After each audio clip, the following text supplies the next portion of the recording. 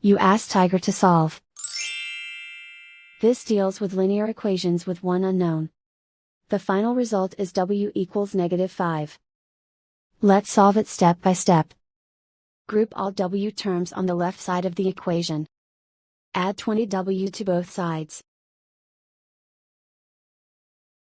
Group like terms. Simplify the arithmetic. Group like terms.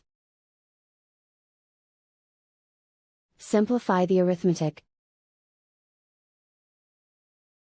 Group all constants on the right side of the equation.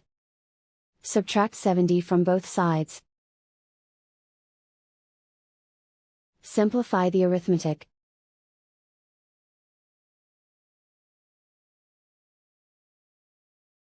Convert the w into a positive number. Multiply both sides by -1.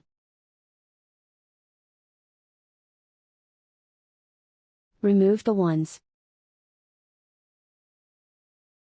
Simplify the arithmetic. And so the final result is w equals -5.